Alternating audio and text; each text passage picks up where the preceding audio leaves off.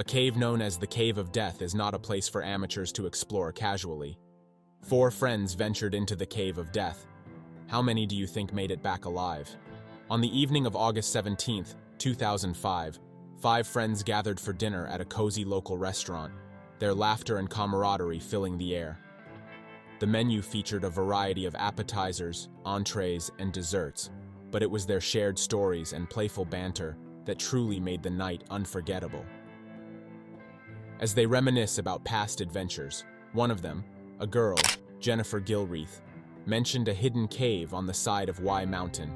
She recounted a terrifying experience from a previous visit when she had passed out from the extreme cold but miraculously made it out alive.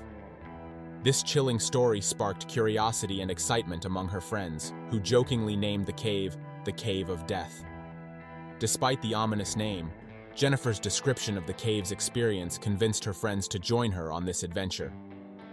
Blake Donor, Scott McDonald, and Ariel Singer decided to accompany her, while their 5th friend, Joseph Ferguson, chose to stay outside and wait for their return.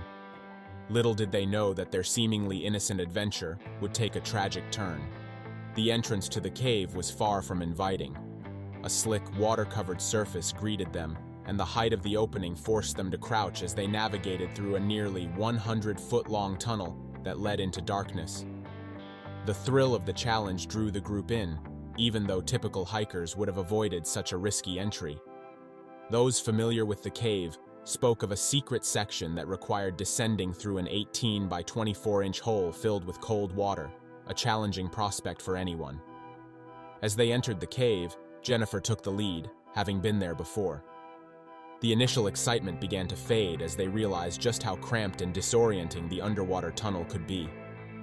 They had only one flashlight, its beam barely cutting through the cold, dark water surrounding them. Jennifer, embodying her role as the experienced guide, took the lead. One by one, the group mustered their courage and lowered themselves into the cold water.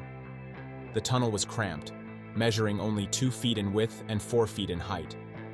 As they cautiously navigated the tunnel, they noticed a rope that ran through the passage, designed to help explorers navigate safely.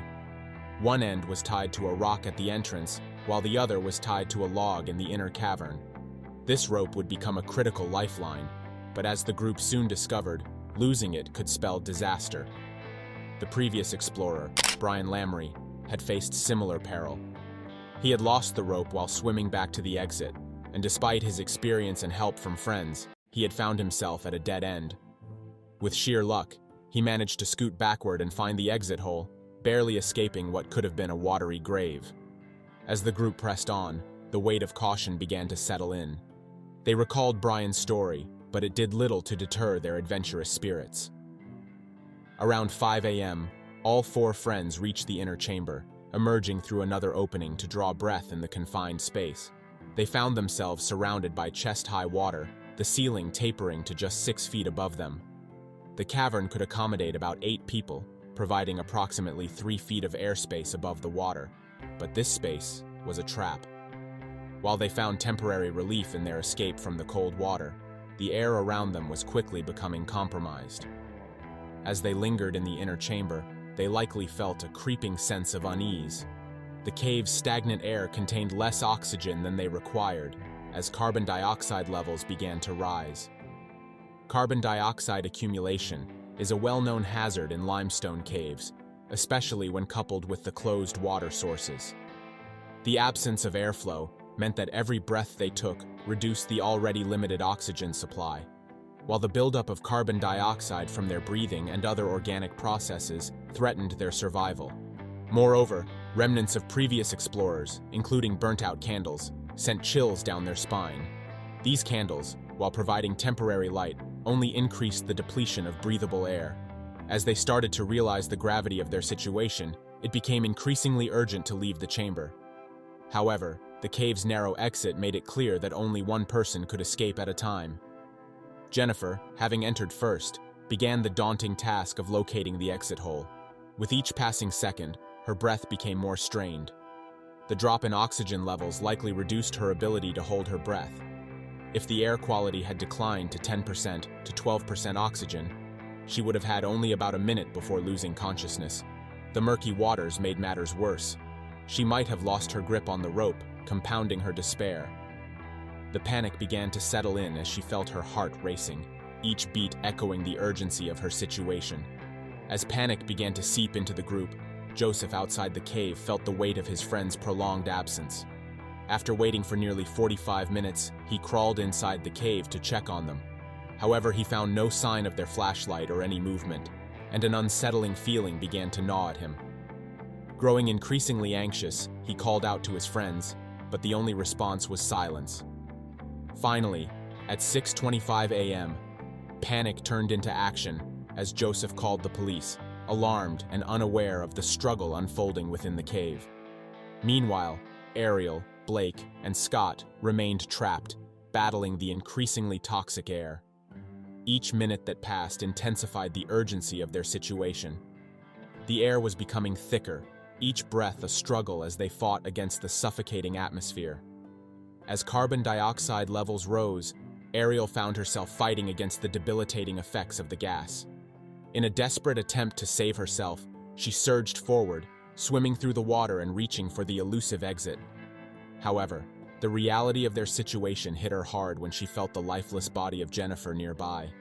The confined space, which felt like an adventure moments before, now seemed suffocating, leaving no room for hope. The atmosphere was chaotic as the remaining friends, Blake and Scott, struggled to breathe in the diminishing air. Confusion turned into panic, and with each desperate gasp for air, their situation became increasingly dire. The dim light flickered against the walls of the cave, amplifying their feelings of dread. The once exhilarating challenge had devolved into a nightmarish struggle for survival. In the chaos, Blake took the plunge into the underwater tunnel, hoping to reunite with his friends. But as he navigated through the water, he encountered Ariel and Jennifer's bodies, heightening the sense of urgency and despair. The limited dimensions of the cave made movement nearly impossible, and Blake soon found himself trapped in the same oxygen-depleted chamber, succumbing to the dire conditions. His heart raced, not just from the struggle for air, but from the overwhelming fear of the dark. Meanwhile, Scott, now left alone, felt a wave of dread wash over him. He tried to remain calm, but the suffocating air made it harder to think clearly. In a frantic bid for survival, he swam toward the exit, but confusion clouded his mind as he struggled to navigate the darkness. Time seemed to blur as the reality of their situation pressed down on him like a weight. With each passing minute, their chances of survival diminished.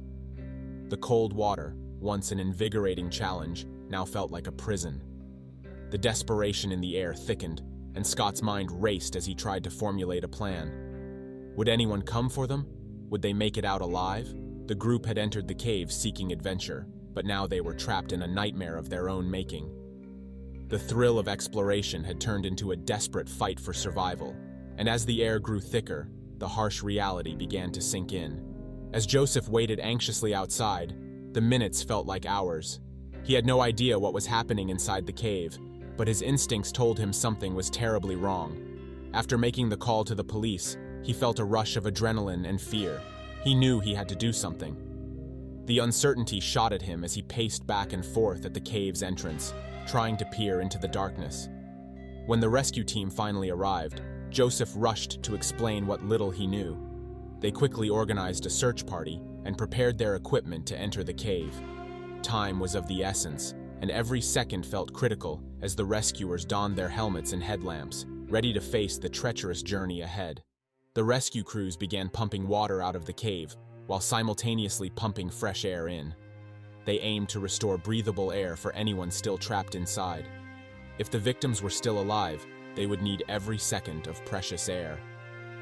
The atmosphere was tense as the rescuers worked diligently, aware of the lives hanging in the balance.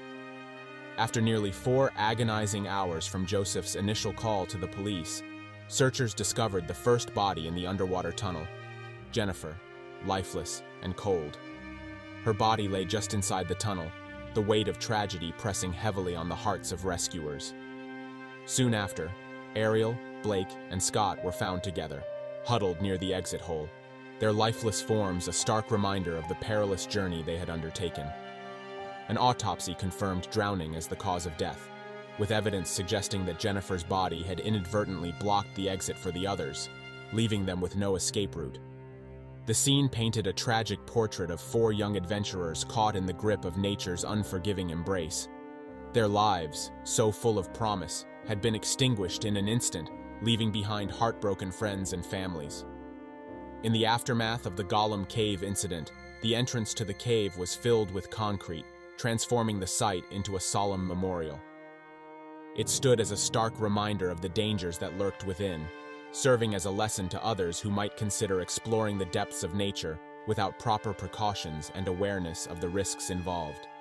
The local community mourned the loss of the 4 friends, their stories echoing through the halls of schools and homes. Vigils were held in their memory, with friends and family gathering to share their favorite memories and honor the lives that were tragically cut short.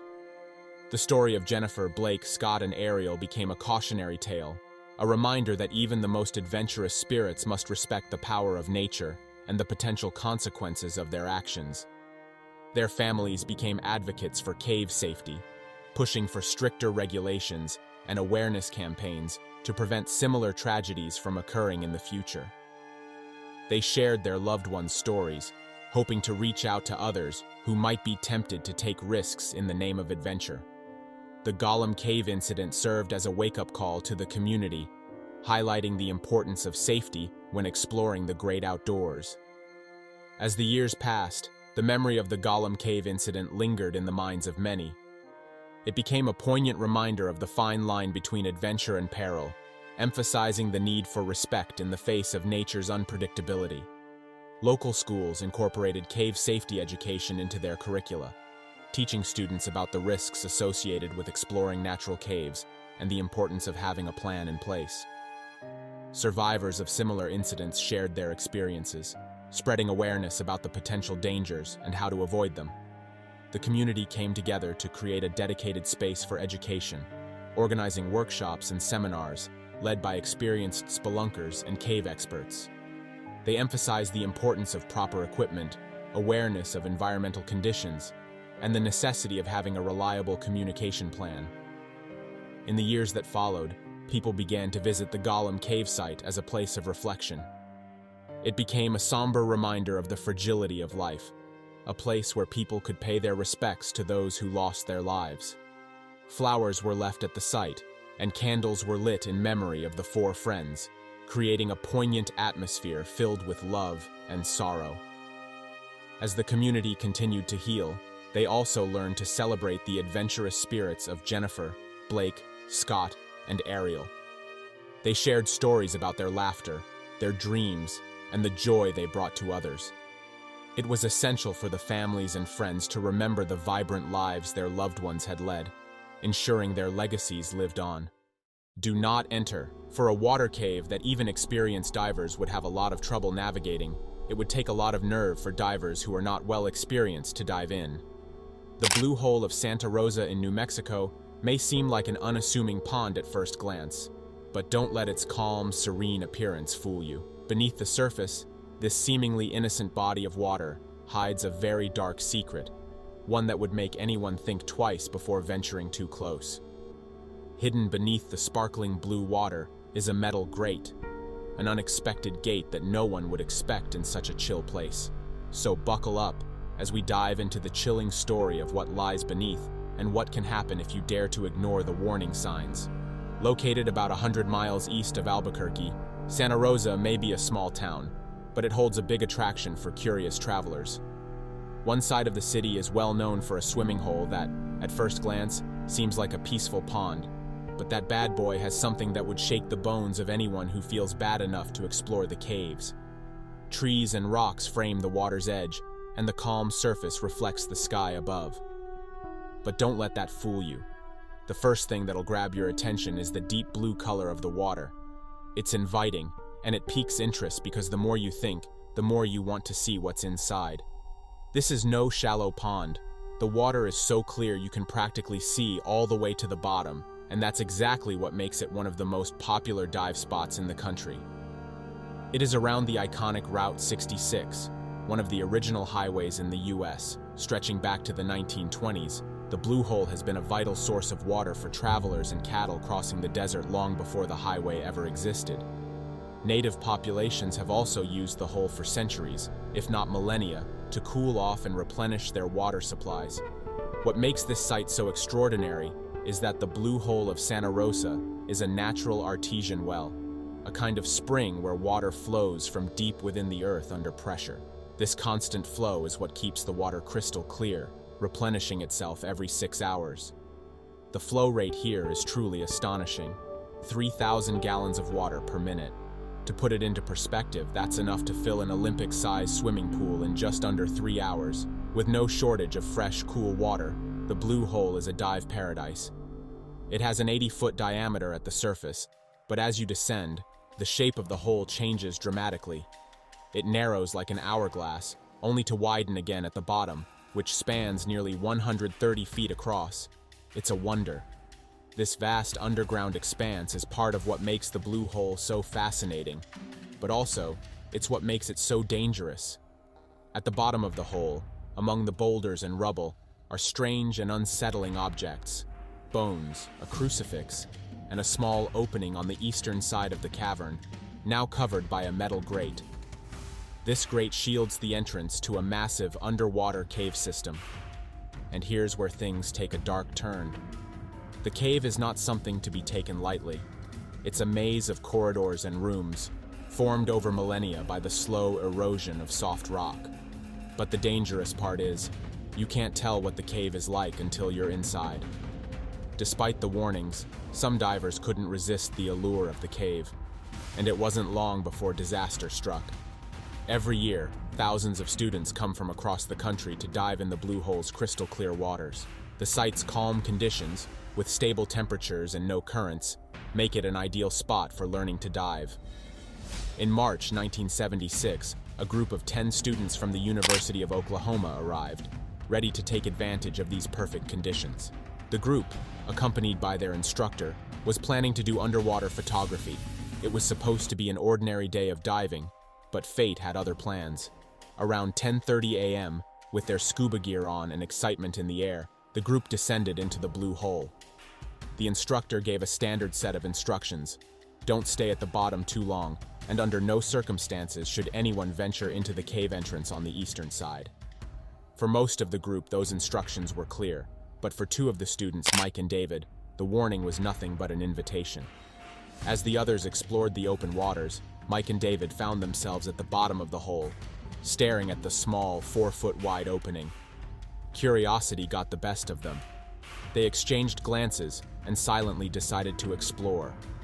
They ventured closer to the entrance, and as soon as they slipped into the cave, everything changed. The space inside was tight and claustrophobic, a stark contrast to the open, clear waters above. The jagged walls and sandy floor made it clear this was no safe, peaceful area to explore. The deeper they went, the darker it became. The water was no longer the sparkling blue they were used to, but instead murky and uneven. The air grew thicker, and the sense of danger heightened with each passing moment. But that wasn't enough to stop them. They pushed forward, eager to see what lay ahead, unaware that they were about to cross a line from which there would be no return. Mike and David kept pushing deeper into the cave, despite the growing sense of discomfort that was beginning to set in. After a 15-foot drop, they found themselves at the base of a narrow corridor. Ahead of them, the tunnel split into two paths, one veering forward and the other to the back at a sharp 60-degree angle. Behind them, the passage was a dead end, but ahead lay a new world to explore, dark, unknown, and filled with possibility. Little did they know, the path they chose would seal their fate. These tunnels weren't huge, but they weren't tiny either. Still, for divers without enough experience or proper training, navigating them could be tricky. Even the slightest wrong move could disturb the water, churning up the sand and silt on the bottom. When you're exploring, you're focused on what's in front of you, not noticing how your movements are making the water cloudier by the second. Mike and David kept swimming forward, unaware that with every stroke, they were blurring their way back out of the cave. It wasn't until they turned around that they realized the terrifying truth. The path back was now completely obscured. swallowed by a cloud of murky dust. In that disorienting cloud, panic began to set in. When you can't see anything, no direction, no way to tell up from down, the world feels like it's spinning out of control. Every instinct screams to find the way out, but with the water so thick with silt, you might as well be swimming blind. The pressure starts building. Your heart races, your breath is shallow, and before you know it, you're hyperventilating, thrashing around in blind panic. The movements become erratic, making the situation worse. You bang into the cave walls, the ceiling, every obstacle you never saw coming. Then, the inevitable happens. Your tank runs out of air, and it feels like you're breathing through a straw. But it's too late. You've already gone too deep, and now there's no way back. Up top, the instructor and other students soon realized something was terribly wrong. When Mike and David didn't return, the panic set in. Rescue divers were called in almost immediately, and within hours, they descended into the blue hole, setting up a 100-foot line to trace their way into the cave. The line was their only lifeline, a guide to find their way back no matter how badly the silt obscured the passage. They made it further into the cave than Mike and David had, but when they reached the first room, the situation became clearer. Mike's body was found near the entrance to one of the larger chambers. However, David was still nowhere to be found. At the time, cave diving was still in its infancy. Even the rescue teams were mostly made up of volunteers, many of whom hesitated to enter the cave due to its daunting depth and unpredictable conditions. The narrow, jagged tunnels only made the situation more dangerous. Only one diver could go in at a time, and even then, there was no guarantee they'd come back safely. But they pushed on. Days went by, and the search continued, each attempt to find David more difficult than the last. The divers went as deep as 181 feet, more than twice the depth they started from, but still, no sign of David. The conditions inside the cave were treacherous. The sheer size of the place made it impossible to see the bottom when shining a flashlight into the darkness. Divers would swim into massive chambers, and the beams of light would vanish into the void, unable to reach the depths. It wasn't just the visibility that was a problem, though. The underwater terrain was unstable. Divers moving through the tunnels were inadvertently dislodging rocks from the ceiling. In one terrifying instance, a diver was struck in the back by a rock nearly a foot wide. Another diver was grazed by one the size of a small car, hundreds of pounds of rock tumbling dangerously close. After 4 days, the search was called off. The water had grown too murky due to pressure changes on the surface, making it impossible to continue. A 300-pound metal grate was installed over the cave entrance, sealing it off to prevent any more accidents. But even with the grate in place, the mystery of David's disappearance remained. It wasn't until over a month later that the grate was temporarily removed, allowing divers to search once again. This time, they found David's body. The shocking part? David's body was found only at a depth of 130 feet, just a fraction of the depth the rescue team had already covered. There were so many rooms, passageways, and crevices to check that it took weeks to find him. Once his body was recovered, the grate was permanently reinstalled, and the blue hole remained sealed for nearly 40 years. For decades, the cave stayed off limits to anyone daring enough to explore. However, in 2013, a new hope emerged. The ADM Exploration Foundation, a group dedicated to cave exploration, contacted the city of Santa Rosa, hoping to get permission to map the cave that had been closed for so long. After receiving the necessary permits, their first task was to remove the metal grate. When it was finally pulled up, what they discovered was beyond shocking. The entrance was filled with rubble. Apparently, unbeknownst to the city, the army had dumped 2 truckloads of rocks and debris over the entrance years earlier. The divers had no choice but to dredge the bottom, carefully clearing away years of debris before they could even begin to think about entering the cave. But their progress was halted again by a massive boulder blocking the entrance, one so large it took another 3 years to remove. In 2016, the path was finally cleared. The legendary cave diver, Mike Young, and Navy diver Shane Thompson led a team of divers on an exploratory mission to map the cave. For several days, they painstakingly explored the tunnels, running fixed lines to ensure they could always find their way back. By March 26th, they had gone as deep as 195 feet, nearing the limits of what was safe to explore. They might have pushed deeper, but the work was becoming too difficult and the risks too great. What lay beyond those depths, they would never know. The blue hole of Santa Rosa remained a mystery, one that few would dare to explore, but for those who did, it was a haunting reminder of the dangers that lurk in the dark, hidden places of the world. The dive was far from ordinary. As Mike and Shane descended further into the cave, the terrain grew more treacherous. The usual watery tunnels now gave way to obstacles, a labyrinth of boulders and rocks that made the passage increasingly difficult. At about 140 feet down, the cave turned into a maze of giant rocks, some as large as cars, blocking their path. They weren't just swimming now. They were squeezing through tight cracks and gaps between massive, unstable boulders. The risk of disturbing the rocks was high, and every move had to be deliberate to avoid triggering a disaster. The further they went, the more the cave seemed to challenge them.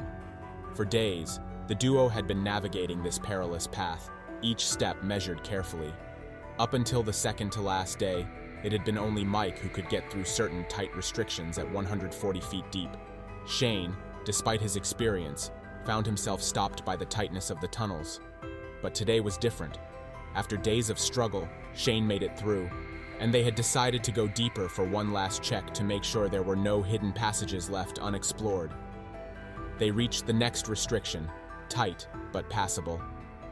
The tunnel ahead opened up slightly, with enough space for them to move comfortably without stirring up too much silt.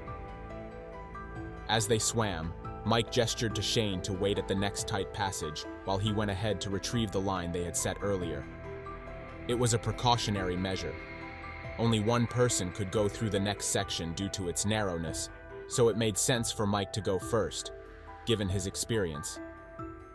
Mike swam ahead, squeezing through a crack between two boulders. His fins disappeared into the darkness, leaving Shane in the relative quiet of the tunnel. Mike thought about checking the area thoroughly and decided to retrieve the camera Shane had been wearing to document the journey. They were shooting a documentary about the blue hole, and Mike thought it'd be a great shot. However, as he turned around, he was met with the inevitable result of their careful movements: silt. The space was so tight that no matter how cautiously Mike moved, he was stirring up the fine dust that clouded the water, leaving him with zero visibility. He pressed on, determined to find the camera. But as he swam back through the restricted area, he collided with something unexpected. Shane.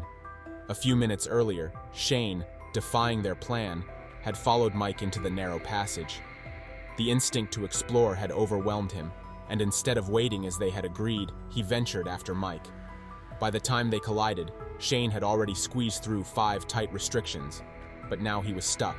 Panic began to set in as he realized how wedged he was between the boulders. Mike, clearly taken aback, couldn't understand how Shane had managed to get through those spaces. Still, his first instinct was to help. He instructed Shane to turn around and head back, but Shane couldn't. The gap was too narrow, and his body was wedged in such a way that it was physically impossible for him to turn around. The panic escalated. Mike backed out of the opening, then reached in to grab Shane, pulling him as hard as he could. Every yank felt like it could break Shane's legs. But there was no time to worry about that. Mike had to get him out. After what felt like an eternity, Mike managed to pull Shane free, but the cave was not yet done with them. They had to continue their journey through the suffocating labyrinth of boulders, with Shane's safety hanging in the balance. As they made their way through the tight spaces, Mike felt the line. Shane was still with him, or so he thought.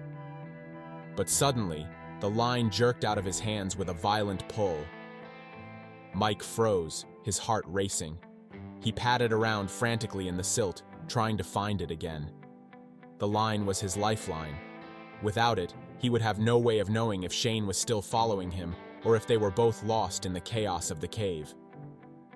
Mike's breathing quickened as panic began to rise. He knew he had time, his equipment was good for hours, but the thought of being disoriented in the dark, flooded cave started to get to him. He had to stay calm.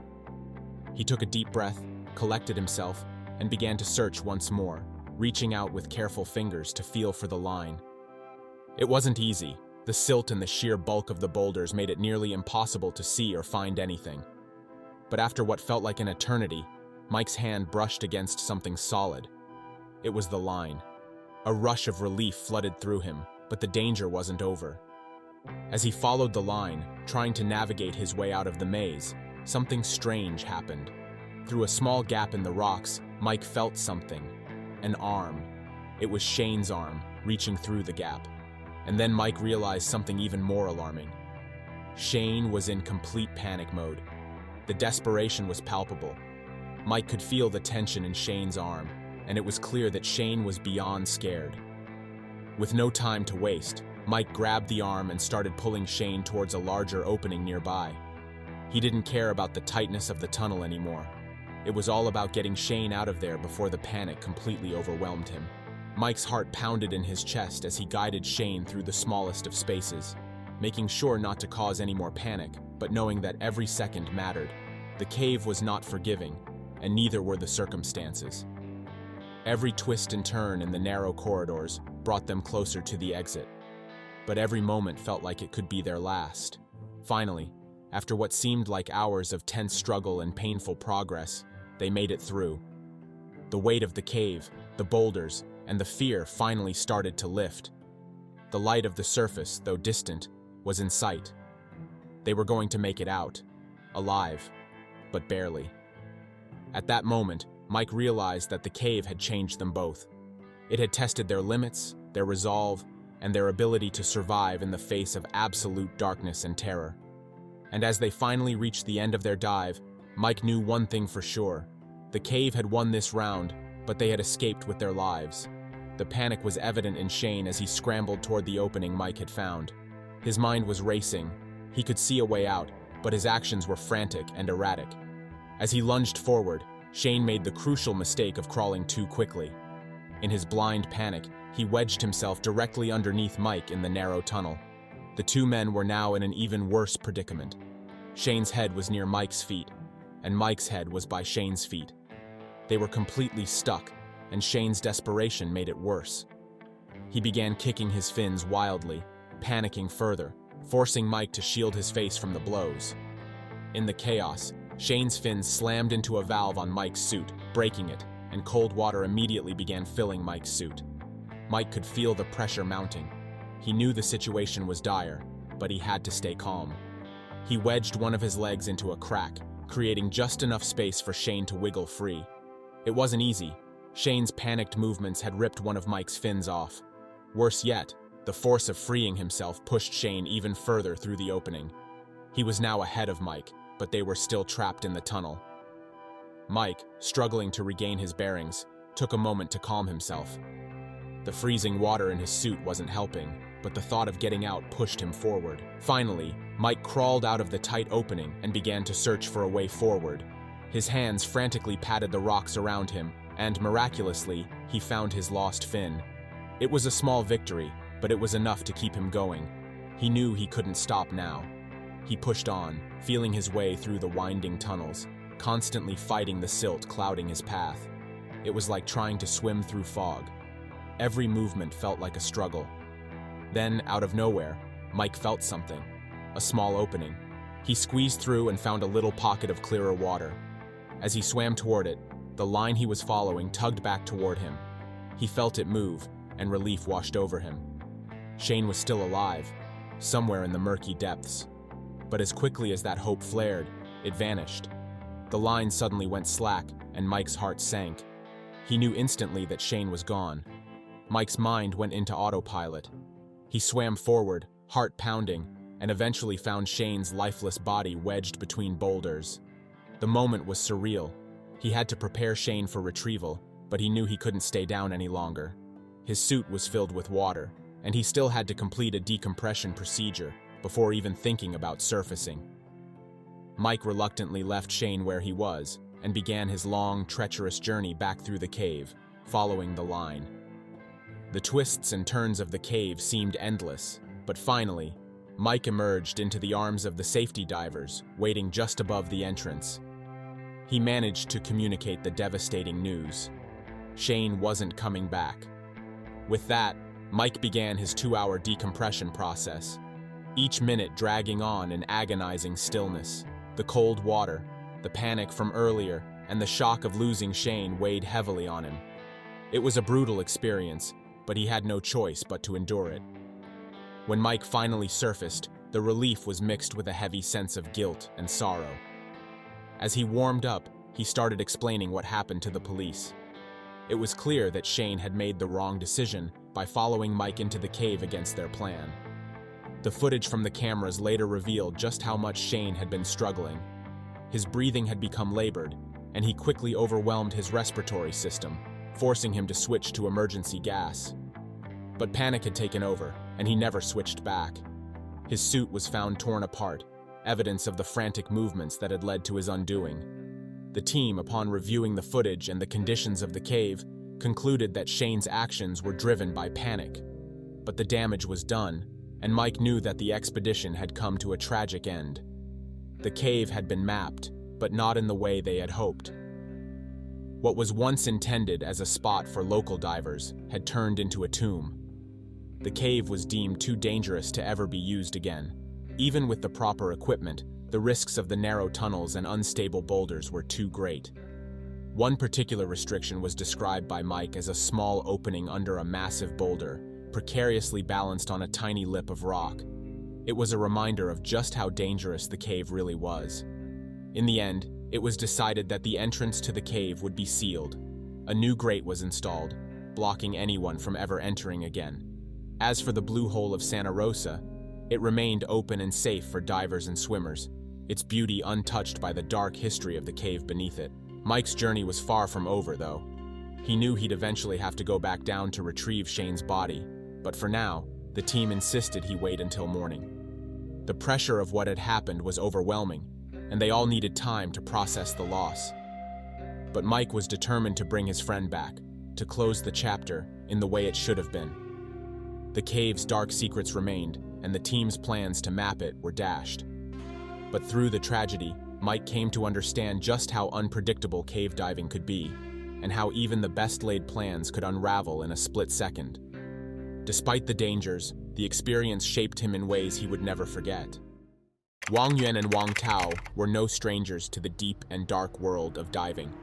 Over the years, they have dived into some of the most dangerous underwater caves, leaving behind many unforgettable adventures. But the Judon Caves in China have a way to give back like a magnet. The cave's vast chambers and winding tunnels proved to be a challenge for them, and each dive surprised them more than the previous one. Despite conquering some of the world's most famous caves, the couple felt something special about Judon. It is not only the beauty that amazes, but also the challenges. So, after a series of successful but standard dives, they decided to go ahead. Their new goal is to break the human depth record and see how far they can go with Judon. They put on their gear, check their scuba gear, and take a deep dive. They knew it was going to be bad, but what's a trip without a little risk? And they enter the darkness, ready to test the limits of their abilities in a world that is very daring. On April 18, 2014, they plunged deeper into Judon Cave than ever before, confident that their preparation and experience would keep them safe. However, what began as a thrilling adventure quickly turned into a fight for survival. The deeper they descended, the more treacherous the cave became, its icy waters and shifting pressures taking a toll on both divers. What was meant to be a record-breaking dive transformed into a desperate struggle to escape. Little did they know, the beauty of Judon's depths would soon be overshadowed by a life-threatening disaster neither of them could have anticipated. Judon Cave, situated in China's Guangxi Zhuang region, is famous for its maze of underwater tunnels and intricate rock formations. This natural marvel has attracted explorers from across the globe, lured by its beauty and mystery. Located in the remote Duan County, an area with a modest population by Chinese standards, the cave has two main entrances, the north and south. Each leads to different sections of the cave, offering divers unique challenges. Yuan and Tao, highly experienced in their craft, were already familiar with these entrances, having each performed about 15 dives through the north entry alone. With over 400 dives to his name, Yuan held more experience than Tao, who had a commendable 200 dives under his belt. Yet this dive would push them both to their limits. Their goal was to reach depths far beyond what they had ever ventured, descending to a record-breaking 525 feet, 160 meters, beneath the surface. This depth was well beyond the 400 feet they had previously reached, and would demand immense skill, planning, and caution. Their objective wasn't just to go deep. They planned to extend the existing guide rope by an additional 33 feet, 10 meters, a feat that would involve leaving the main rope temporarily, a move fraught with risk in the dark, cold abyss. In cave diving, maintaining contact with the guide rope is crucial. The rope serves as a diver's lifeline, leading them back to safety in case visibility drops or if they lose their bearings. Losing sight of it, especially in the dim, eerie surroundings of an underwater cave, can disorient even the most skilled divers. The underwater terrain of Judon Cave can be deceiving, with many sections that look deceptively similar. It's easy to get lost, particularly if sediment clouds the water, reducing visibility even further. Knowing this, Yuan and Tao prepared meticulously for months, checking every detail of their dive plan and recalculating every variable to ensure a safe descent. One key aspect of their preparation was their breathing gas mixture. At depths as extreme as they were attempting, breathing regular air isn't an option. But as divers descend, the pressure increases, and the nitrogen in their blood becomes dangerous beyond a depth of 100 feet. At that point, the nitrogen can create a narcotic effect similar to intoxication, a dangerous impairment in a high-risk environment like cave diving. To combat this, experienced divers like Yuan and Tao breathe gas mixtures with less nitrogen, replacing it with a combination of other gases to maintain mental clarity. For extremely deep dives, such as the one they were planning, nitrogen isn't the only danger. Oxygen, which is safe to breathe up to moderate depths, can also become toxic at around 217 feet, 66 meters. Beyond this depth, the divers planned to introduce helium into their breathing mixture to reduce both nitrogen and oxygen levels. The result was a finely tuned custom gas mix that would allow them to function clearly at these record-breaking depths. The day of the dive arrived, and excitement filled the air as the two friends geared up at the north entrance of Judon Cave. They checked their equipment carefully, making sure each component was secure and in perfect working condition. Entering the chilly waters, they began their descent, slowly navigating the cave's twisting pathways and dark corridors. Their lights illuminated the intricate rock formations around them, which looked both majestic and haunting in the dim underwater haze. Gradually, they descended deeper, sticking close to the guide rope that stretched into the darkness ahead. As they passed the 400-foot mark, their previous record, they felt a mixture of exhilaration and caution. The weight of the water above pressed on them, making every movement feel slower and more deliberate. Their breathing was steady and controlled. Each inhale and exhale was measured to conserve gas. Everything seemed to be going according to plan as they approached the 525-foot mark, the depth where the guide rope ended. Here, Yuan and Tao prepared to extend the rope, a step that required them to release their grip on their lifeline temporarily. It was a move they'd rehearsed mentally countless times, but in the eerie silence of the cave, it was different. As they worked, the silence was broken by a subtle but ominous sound, a disturbance in the water. Visibility, already limited, began to diminish further as silt from the cave floor started to cloud the water around them. In an instant, their surroundings turned from an eerie, controlled environment into a chaotic blur. With the silt obscuring their vision, they struggled to see the guide rope, their once stable lifeline now lost in the murky darkness. Panic surged as they frantically searched for the rope, each second bringing a mounting sense of dread. Disoriented and surrounded by darkness, they realized how quickly things could go wrong in this unforgiving environment. Their training had prepared them for many challenges, but the reality of losing their way in an underwater cave at such depths was overwhelming. Every shadow seemed to morph into something sinister, every movement a reminder of how far they were from safety. At that moment, every decision counted. They knew that one wrong move could lead to tragedy. Desperation mingled with their instinct to survive as they fought to regain control and locate the guide rope. The minutes felt like hours as they swam in circles, trying to orient themselves in the silt-clouded water.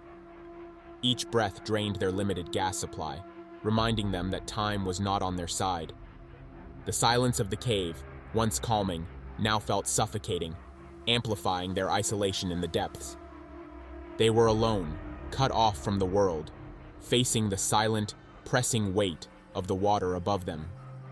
Reaching these depths meant using different gas mixtures to keep safe from dangerous conditions like nitrogen narcosis and oxygen toxicity, which can strike divers as they descend into darker, denser waters.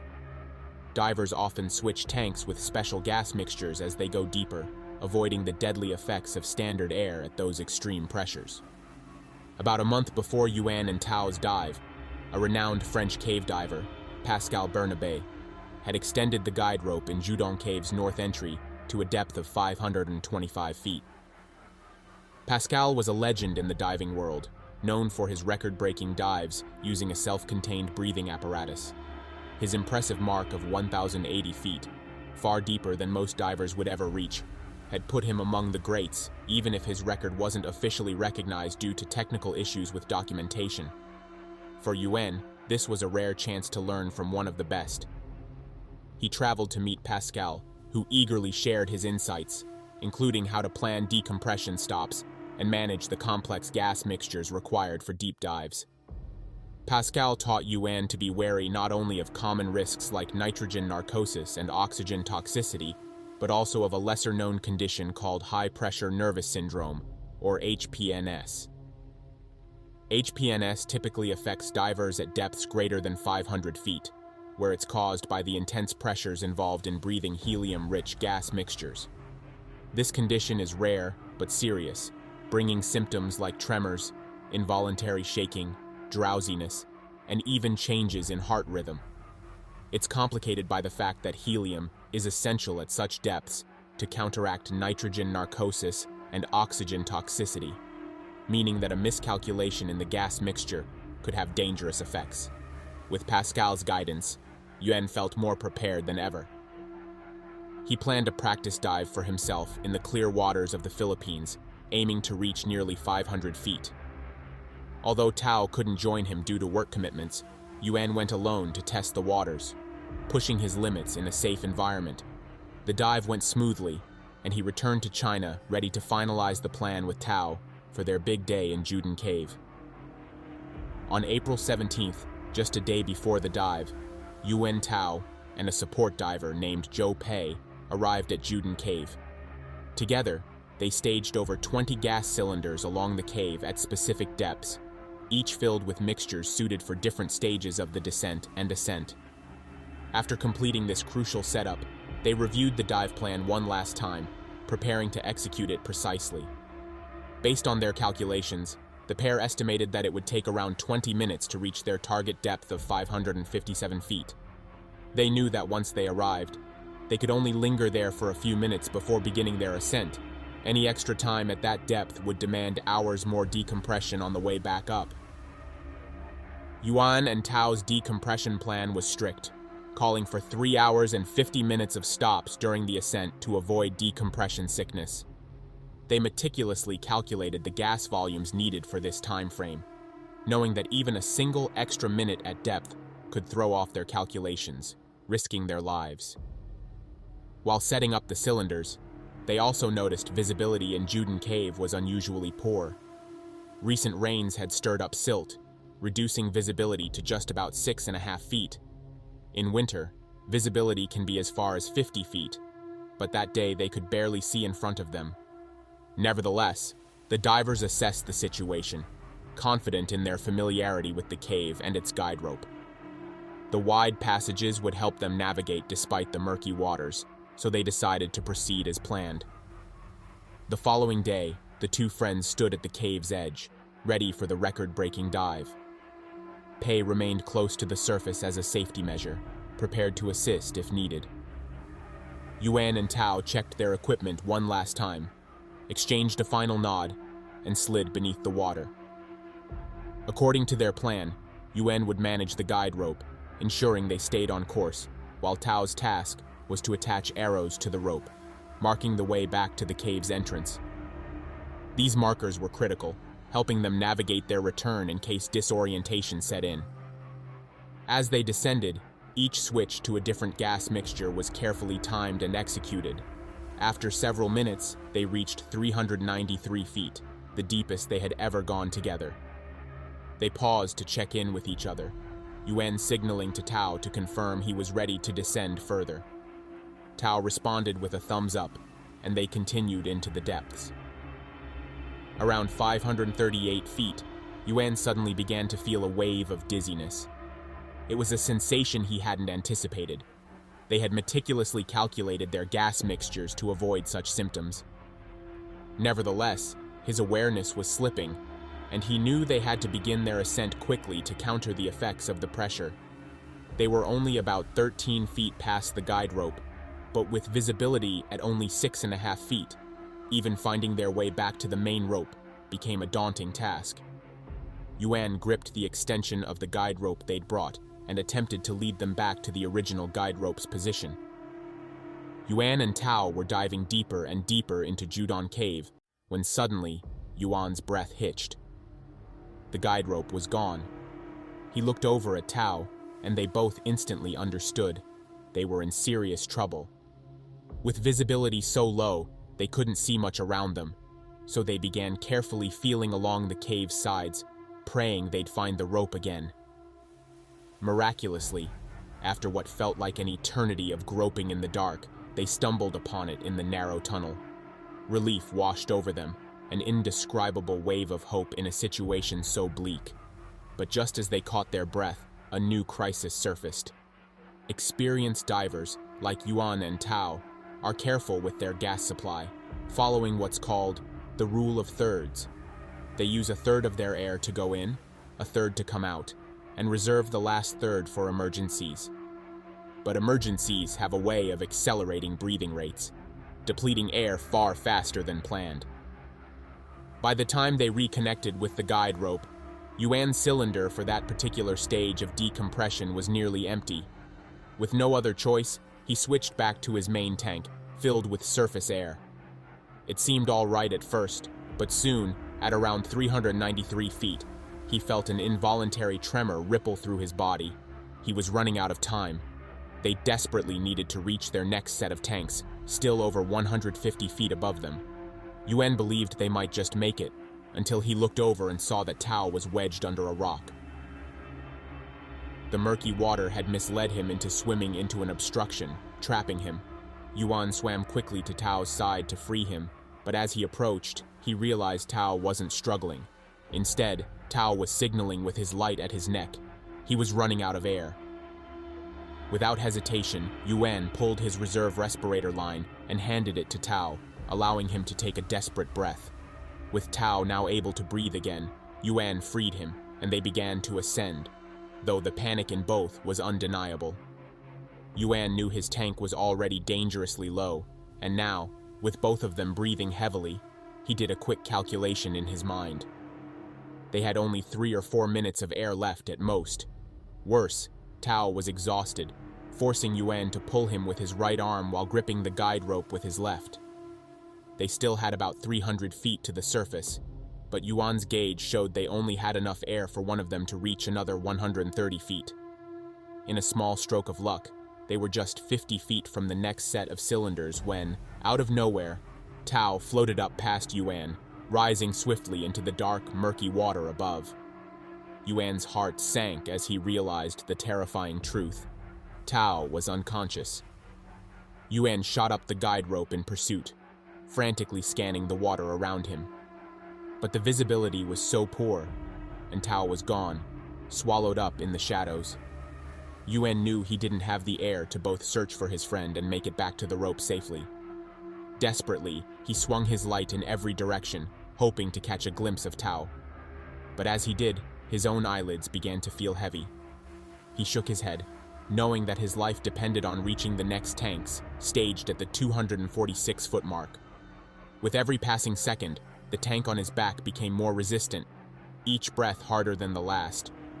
With a final burst of energy, he made it to the stage tanks, swapping to a decompression mixture suited for that depth. For a moment, he felt relief, the life-giving air filling his lungs. But Tao's absence gnawed at him, and the pit of dread returned. Determined, Yuan descended along the familiar, nearly vertical section of the cave where he'd been before. But everything felt different now. His own condition was worsening rapidly, and the tank he had switched to was one he'd already partially used on the way in, meaning it was far from full. He continued to search, but his pressure gauge warned him that time was running out. Forced to ascend to the 187-foot level, Yuan grabbed the next stage tank, aware that the gas mixture inside wasn't ideal for going deeper. Desperation overrode caution as he made one last attempt to search for Tao. Yuan descended again, back toward the 300-foot mark, his heart sinking with each passing second as he came to grips with the reality of his situation. Minutes passed, and he began to feel the weight of despair, of giving up, not just on Tao but on himself. The thought of letting go, of slipping into unconsciousness, almost seemed comforting. Just then, Yuan felt himself start to lose consciousness, his mind blanking out for a second. Thankfully, he snapped back, realizing that survival was his only choice. With the last ounce of strength and determination, he ascended back up to about 170 feet. By then, all hope of finding Tao had faded. His focus shifted solely to reaching the surface, trying his best to respect the decompression stops he needed to avoid severe injury. Each stop felt like an eternity, the silence pressing in on him. But as the weight of everything that had happened became too much to bear, he abandoned the careful timing, opting instead for a rapid ascent toward the surface, where Pei, their support diver, waited. At last, a light appeared just below the surface, breaking through the darkness like a lifeline. It was Yuan, emerging from the depths, but alone. When he switched to a fresh tank and signaled to Pei that Tao was gone, Pei's face filled with horror and disbelief. Then, as if he forgot he was underwater, Pei let out a scream, the bubbles bursting around him in an intense rage. He looked at Yuan, the shock hitting him like a wall. Without a second thought, Pei rushed back down the guide rope, determined to find Tao himself. But, in a split second, he paused. Realization struck. Yuan needed help. Yuan's frequent ascents and descents had taken a heavy toll on his body.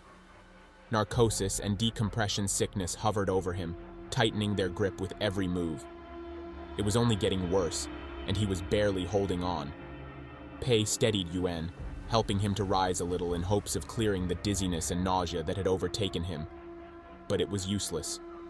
Suddenly, Yuan ripped his regulator from his mouth, his body betraying him as he vomited and convulsed. They had no choice but to abandon the search for Tao and focus on reaching the surface. What should have been nearly 4 hours of careful decompression, stops turned into less than 3, their urgency cutting down safety. Finally, they reached the surface, and Pei left Yuan to call for help before diving back into the water to guide him the rest of the way up. By the time Yuan broke through the surface, he was in pure agony. His legs felt like they were on fire, pain searing through every muscle. His head spun, the dizziness almost unbearable. Luckily, emergency services had arrived, and they quickly pulled him out of the water, placing him straight into an ambulance. Pei stayed back, helping the rescue divers as they arrived, all with the same grim understanding: their rescue efforts would have to wait. With the need for precise gas mixtures and volume calculations, it was impossible to go back down that same night. The next morning, April 19th, the first group of divers re-entered Judon North. They descended into the depths, searching for Tao, and eventually they found him. His lifeless body was at 167 feet. An hour later, he was back on land, brought up with the utmost care, though the silence surrounding his recovery spoke volumes. Meanwhile, Yuan lay in a decompression chamber, his body slowly adjusting. He would spend several days there, his body healing from the intense physical toll. But more than his body, his mind reeled. each moment filled with thoughts of the accident. What had gone wrong? Where did they slip? Piece by piece, Yuen began to analyze every choice and every action. By the time his treatment was over, he had come to a somber conclusion, a list of errors and oversights that had ultimately sealed Tao's fate. Looking back, everything was clear in hindsight. Yuen knew they had both put great effort and meticulous attention into planning this dive. Yet the holes they failed to close created the very environment for disaster. Yuen came to believe their biggest mistake was overconfidence. Everything had trickled down from that one flaw. The plan they had devised with such painstaking care was flawed from the start, as it aimed for a depth far greater than any they had ever reached before. Beyond their maximum depth of 400 feet, every single foot adds a new layer of danger, amplifying the risks in ways that few divers can prepare for. Yes, they had the correct gas mixtures planned for each depth. But pressure affects everyone differently, and even the best prepared mixtures can't eliminate the dangers posed by narcosis and oxygen toxicity. Yuen and Tao had pushed themselves too far, and as the depth increased, they both felt it. Their fatigue grew, and their minds grew foggy. Had everything gone smoothly, this dive might have been nothing more than a close call. But when the permanent guide rope broke, it was the final straw. According to Yuen, when they realized the rope was missing, terror filled them both. But they managed not to panic outright, which may have ultimately saved Yuen's life. Even so, their heart rate spiked, and their breathing quickened, using up their precious air supply faster. That frantic search for the rope had occupied all of their attention, yet another oversight lay waiting to deal the final blow. After Tao's body was recovered, an examination of his equipment provided more clarity. It appeared that Tao's death was likely caused by hypercapnia, carbon dioxide poisoning.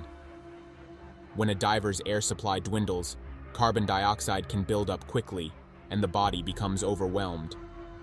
By the time Tao signaled to Yuen that he was running out of air, Yuen's tanks were dangerously low as well. Sharing air had been a heroic attempt, but tragically, it wasn't necessary. Tao wasn't actually out of gas.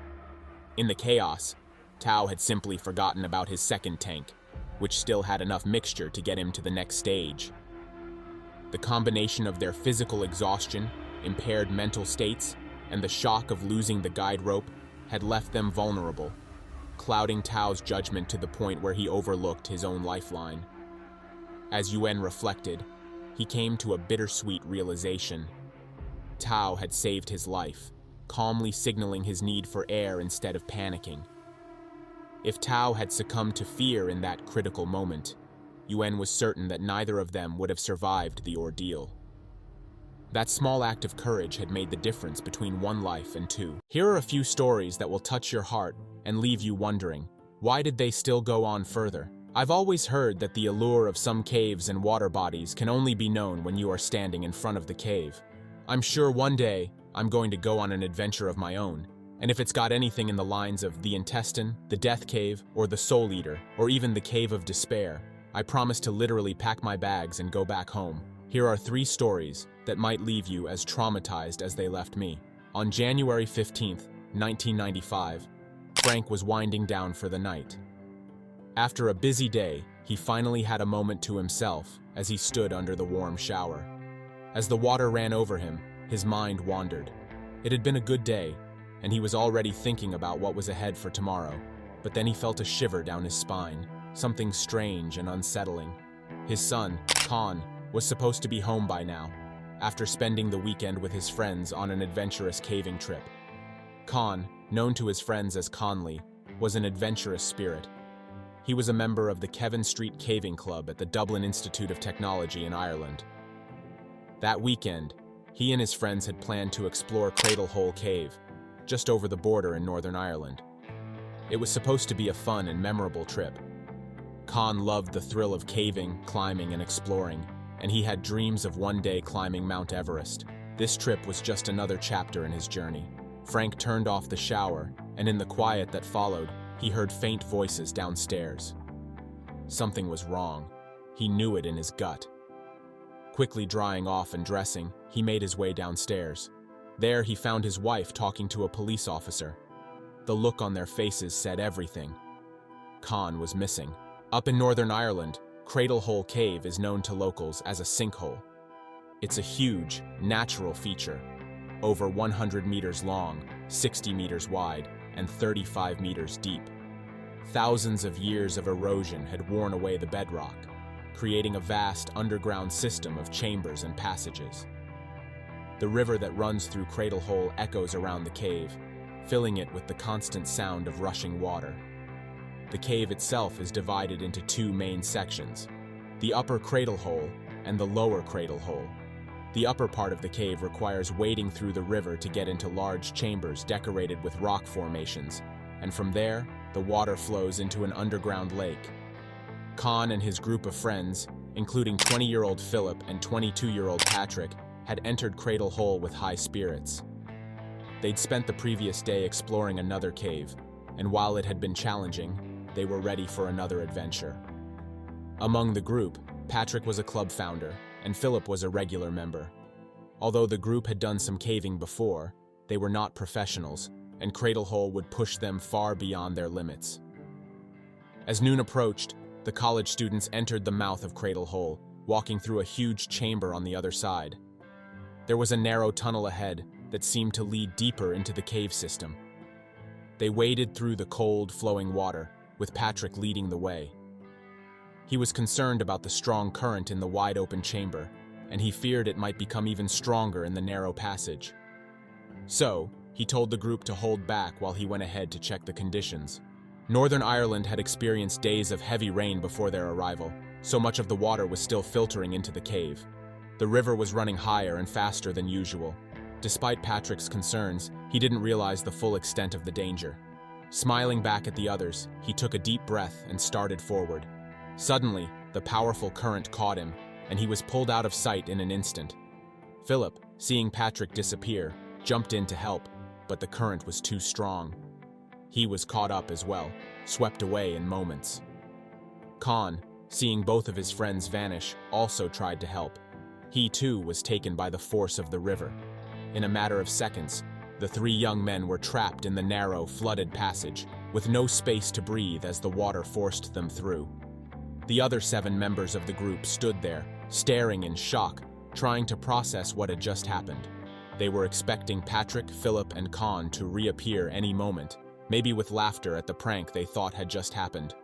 But as seconds turned to minutes, the realization of the danger set in. Their friends were not coming back anytime soon. The group spent the next few hours frantically searching through different tunnels, calling out in hopes of finding their friends. But Cradle Hole is vast and complicated, with countless passages and hidden pockets. They shouted, scrambled, and explored as far as they could, but there was no trace of the 3 missing men. Around 4 p.m., after nearly 4 hours of searching, the group finally gave up and exited the cave to call for help. Emergency services responded quickly. Around 50 rescuers, including police divers and experienced cavers, arrived to help. Helicopters from Britain's Royal Air Force hovered above, scanning the surrounding area and looking for any sign of the 3 men. They searched for hours, until night fell, and then called off the search until morning. Meanwhile, as rescue efforts paused, officers were tasked with delivering the devastating news to the families of the 3 missing men. Frank, Con's father, listened with a heart full of dread. He knew in his gut that he would soon be identifying his son's body. The search resumed the next morning, with conditions slightly improved. The river's current had slowed, and the water level had dropped. The rescuers held on to a glimmer of hope that maybe the 3 young men had found an air pocket or an open chamber where they could wait for help. Tragically, that hope faded quickly. 24 hours after the men entered Cradle Hole, the searchers found Patrick and Philip's bodies. They had been swept deep into the cave system by the current, trapped in a dark, water-filled passage with nowhere to go. The search continued, and a day later, they found Con's body. He, too, had been caught in the powerful current and taken away from his friends and family. Today, a plaque stands outside Cradle Hole Cave, honoring the memory of Con, Philip, and Patrick.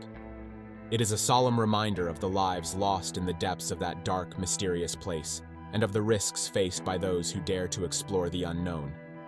On August 19, 2016, 12 Italian divers prepared to dive off the coast of Palinuro, Italy. This small resort town, about 200 kilometers southeast of Naples, is famous for its beautiful waters and attracts divers every summer. The day's plan was to explore the immersion wall, a massive underwater cliff with many small cave entrances, a perfect spot for seeing colorful fish and other underwater life. The diving group was led by Mauro Cardella, a 49-year-old diving instructor and owner of a local diving center. He was passionate about diving, spending nearly every day in the water. His assistant, Mauro Tanca, and their close friend, 58-year-old Silvio Anzola, joined him. Anzola, while not a diving instructor, was experienced and shared Cardella's enthusiasm for underwater exploration. However, the waters around Palinuro are known for a history of diving accidents. Locals even speak of a curse in the area. There had been several tragic incidents over the years, with multiple divers losing their lives in the caves. Despite these stories, the group planned to stay safe by avoiding caves and focusing on the wall itself. As they descended into the clear blue water, they were met with stunning views of the cliffside, alive with vibrant marine life. Around 11:30 a.m., most of the group started resurfacing, coming up one by one and sharing their excitement over the dive. However, Cardella, Tanca, and Anzola didn't return to the surface. At first, the other divers weren't worried. The three were highly skilled and may have wanted to stay down a bit longer to take in more sights or explore something interesting. Time passed, and the rest of the group began to feel uneasy. They attempted to check around the dive area, but quickly realized they didn't have the right training or certifications to safely enter the caves. The other divers returned to the surface, and after hours of waiting, finally contacted local authorities. Palinuro's fire rescue team arrived on the scene, prepared for underwater operations, but they were not trained for the cave's complexities. Soon, the authorities reached out to Fabio Barbieri, a local diving expert and the first person to map out one of the caves, called Grotta della Scaletta, or Ladder Cave. This cave is known for its narrow, winding paths that branch off into tunnels and vertical shafts. The entrance, sitting about 14 meters below the surface, leads to a horizontal tunnel that eventually intersects with a tight passage known among divers as the intestine of Palinuro. This part of the cave is notorious for its dangerous twists, limited visibility, and silt that clouds up easily with any movement, creating near-zero visibility. Fabio knew this cave well and feared the worst. Fabio agreed to enter the cave to look for the missing divers. He entered the water and carefully made his way down to the cave entrance, navigating through the dark tunnels with his flashlight. As he reached the intestine, his flashlight caught the outline of something in the tunnel, but the silt in the water was so thick that he could barely see anything clearly. Realizing the dangerous conditions, he surfaced and informed the authorities that the men were likely trapped or had lost their way in the silted-out cave. Word spread quickly throughout Palinuro, and the tight-knit diving community was shocked and heartbroken. Posts flooded social media, with friends and family holding on to hope, hoping for any sign that the three men would be found alive. Fabio, though, knew the reality of the situation and suspected that they had not survived long before the authorities had even been called. As rescue divers entered the cave the following morning, visibility remained poor. The silt from the bottom had clouded the water, making it difficult for even experienced divers to see. It took nearly 4 hours for the divers to locate Cardella and Tanca, whose bodies were found just outside the entrance of the intestine. Even though Fabio had been close to them the previous day, the visibility was so bad that he had missed them by just a few feet. Silvio's body, however, was more challenging to recover. Rescue divers found him further inside the narrow intestine tunnel, where his body had become tightly wedged in one of the narrower passages. Due to his position, it took another 6 days for rescuers to carefully retrieve him from the cave. Once the recovery was complete, an investigation began to determine what had gone wrong.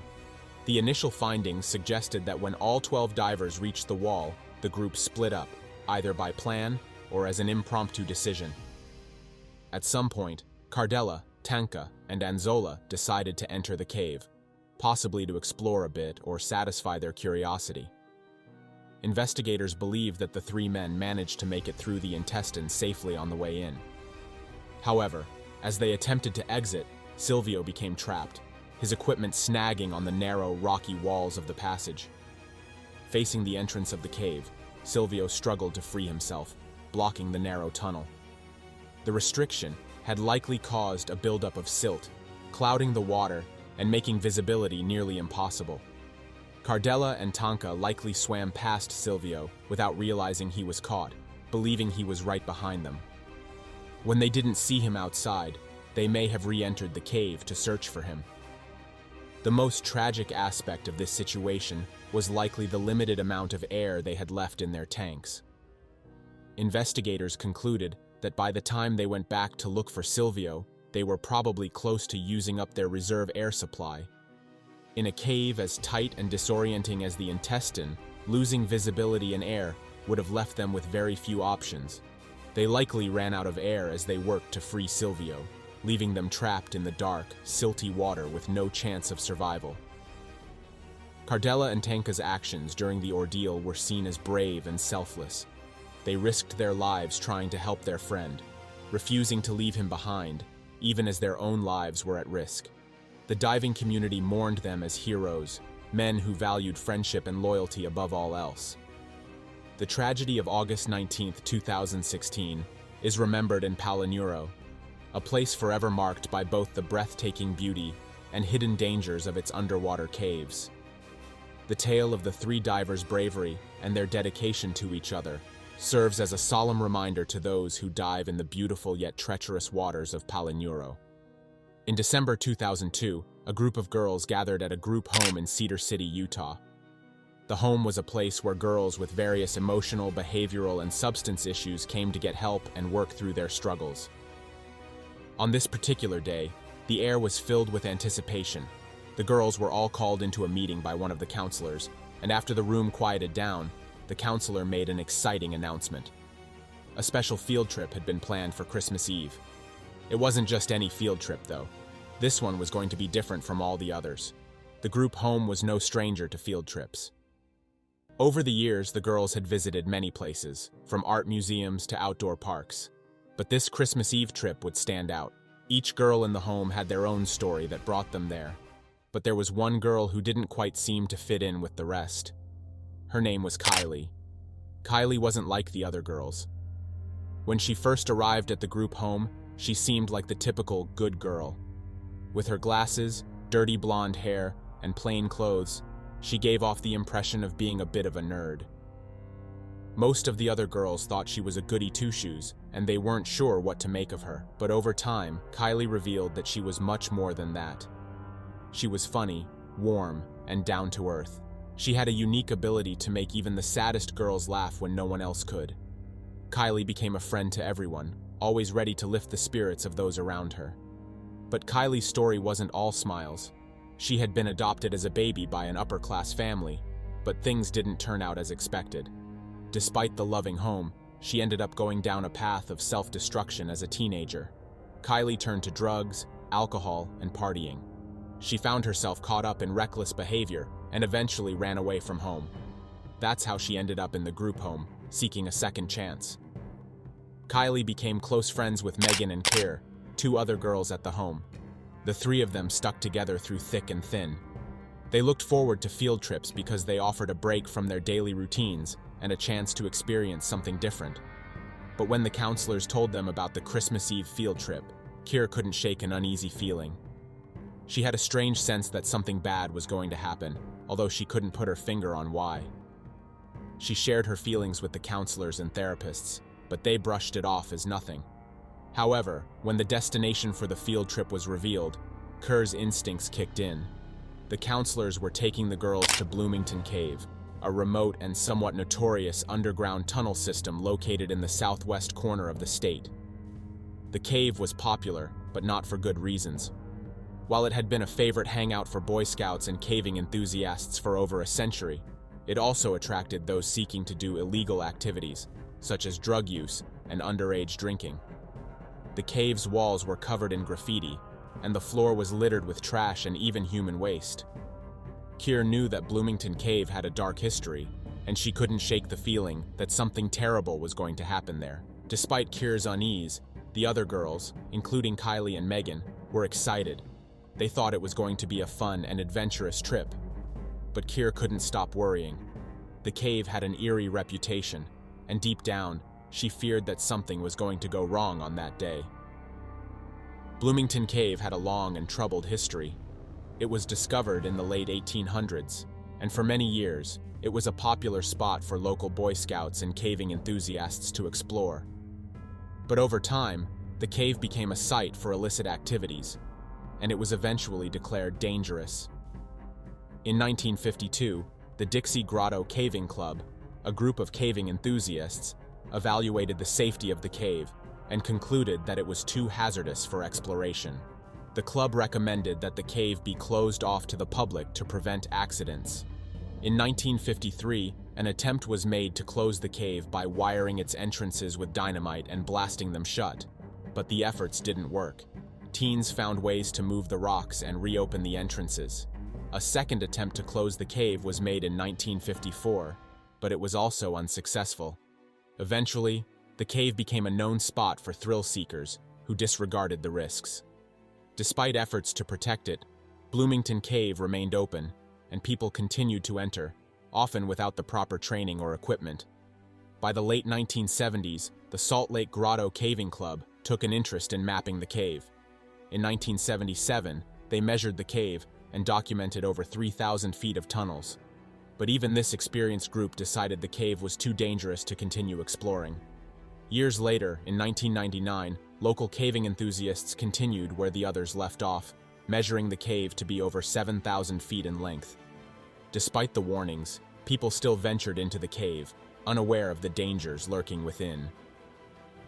On Christmas Eve, 2002, the group of girls and their counselors loaded into a van and began their journey to Bloomington Cave. The drive took about an hour and a half, and after traveling down a long, unpaved road, they finally reached the parking area. Once they arrived, the girls were split into two groups, each led by a counselor. The group was instructed to form a straight line, with the counselors leading the way. From the outside, the cave was hard to spot. After the dynamite blasts, the south entrance was little more than a hole in the ground. To get inside, the girls and counselors had to crawl and crawl. Inside the cave, it was a maze of narrow passages, wide tunnels, and rock piles that reduced the space to just a few feet. It was clear that exploring the cave would require care and caution. The group squeezed through a narrow tunnel and entered a chamber known as the Big Room. This was the largest area in the cave, and it was filled with stunning natural formations, including stalactites hanging from the ceiling and large boulders scattered across the floor. The beauty of the cave was lost on many of the girls, though. After crawling through tight passages to get to the big room, some of the girls began to feel uneasy. The further they went into the cave, the more they realized that the trip didn't feel as safe as they had thought. Despite the growing fear, the counselors instructed the girls to hold hands and continue walking through the cave. Kylie and Megan were in the same group, and they grabbed onto each other's hands tightly as they moved forward. Megan could sense that Kylie was scared, which only made her own fear grow. This was the first time Megan had ever seen fear in Kylie, who had always seemed so strong and confident. Kylie, visibly shaken, needed reassurance.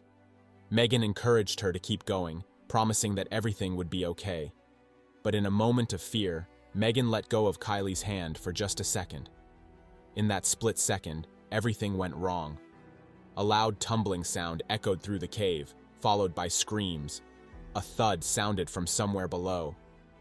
Megan quickly turned around, expecting to see Kylie behind her. But Kylie was gone. The group's lights were all pointed in Megan's direction, and that's when they saw the rock ledge to their left. It dropped 150 feet. The counselors quickly shone their lights downward and saw Kylie's motionless body lying on the rocks below. Several counselors rushed down to where Kylie had fallen, while others called for help. Time was of the essence, and the situation was dire. When rescuers arrived and climbed down to where Kylie lay, it was immediately clear that there was no hope. The fall had caused severe injuries, and it was too late to save her. A search and rescue team spent the rest of the day removing Kylie's body and transporting her to the morgue. The group home contacted Kylie's adoptive parents to inform them of the tragedy. They were devastated and demanded answers. The incident quickly became controversial. In an interview with the Salt Lake Tribune in 2022, the person in charge of the group home at the time stated that the home was not responsible for Kylie's death. He claimed that the medical examiner had told him that Kylie had an undiagnosed heart condition and that the fall had been caused by a cardiac arrest, not by the accident itself. He argued that even if Kylie had not been at the cave that day, her heart condition would have caused her death eventually. However, many believed that the real issue was the lack of preparation and safety measures during the field trip. The group had only 8 light sources among all 20 people. 5 counselors had lamps, and the girls had to share just 3 flashlights. This was far below the number of lights recommended for a group of that size. Just before Kylie fell, the visibility was so poor that the girls were feeling their way forward with their feet, unsure if the ground ahead was solid or not. It's unclear whether Kylie lost her balance or took a wrong step, but when the lights illuminated the area, it was clear how much of a difference proper lighting would have made. The official police report and autopsy listed Kylie's cause of death as liver lacerations and blunt trauma from the fall, not from any heart condition. Despite the tragic circumstances and the lack of proper safety measures, the group home was never held accountable for the accident.